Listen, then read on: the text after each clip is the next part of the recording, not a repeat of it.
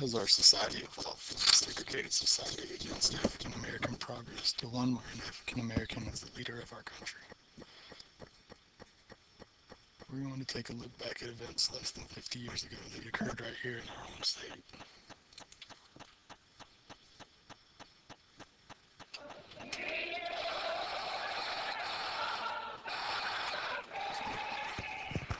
May of 1963, protest against segregation in Alabama brought the issue of racial conflict.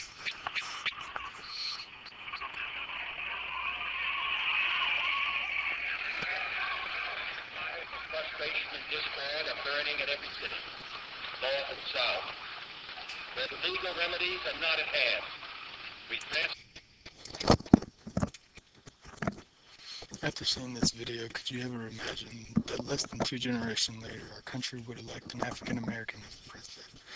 But before we get to how that happened, let's talk a little bit about cultural differences that cause African Americans to be misunderstood by many.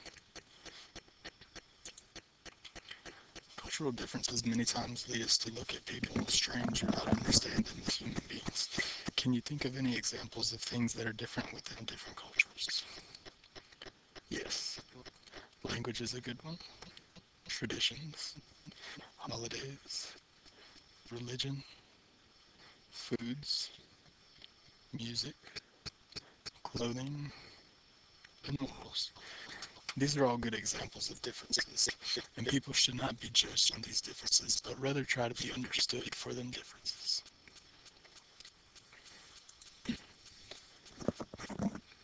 Alright, so can anybody think of any stereotypes of people within our society?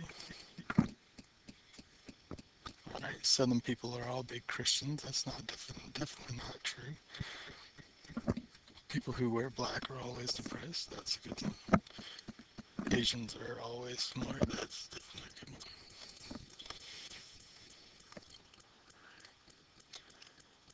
Alright, as we can see here, we can look over these as we have all policemen like donuts, which is a pretty funny one. And I'm so punk, I must be rebel. That's, you know. Alright.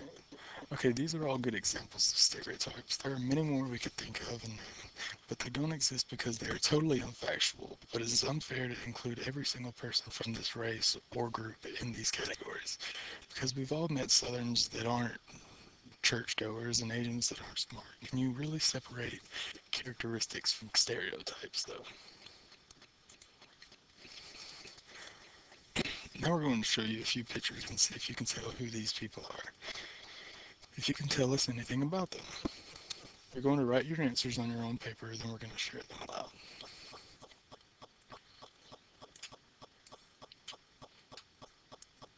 Alright, this first picture is Muhammad Ali.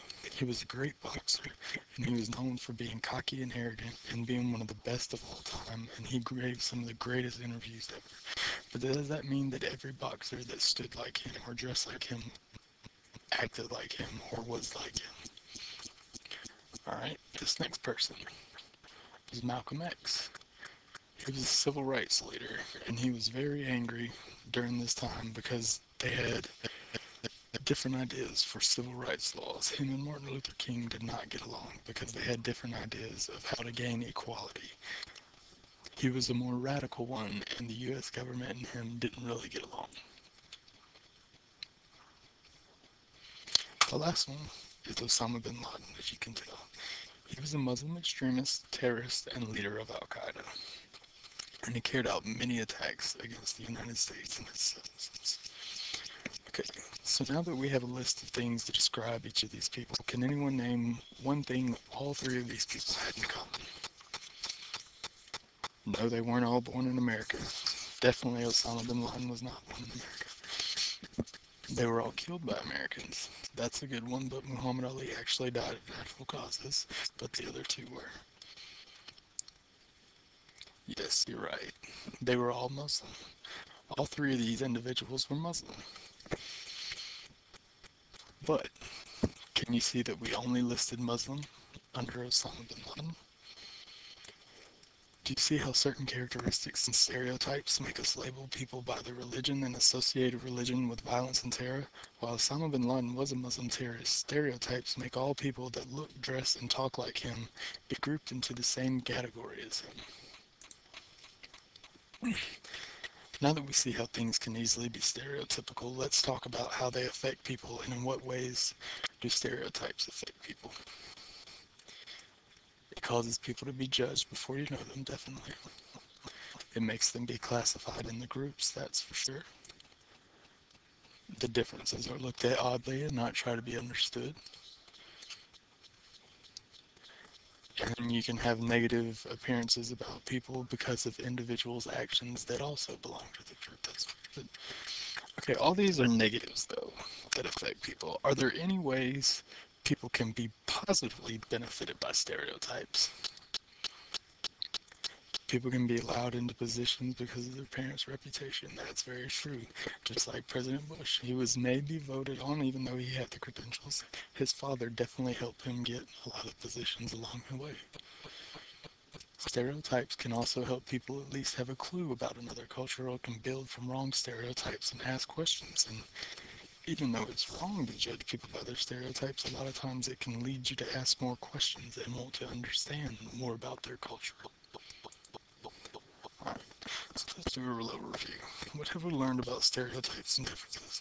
Where did they come from and how do they affect people? The stereotypes come from not understanding differences in cultures. They can cause people to be judged based on preconceived opinions, and they can cause people to be positively judged, which can also be wrong. So how should we judge people, and how should we look at them? What things should we look for when judging people, and what things about culture should we take into effect while judging people? We should judge people individually, and not by their stereotypical looks, or what race, or background, or religion they come from. We should try to understand their differences, and try to learn different things about them before we judge them individually. Although stereotypes will always exist, we should do the best we can to look past them when we think about people. Getting to know someone individually is the best way for you and them. Just as you don't want to be seen as somebody you aren't, neither does the person that you are judging.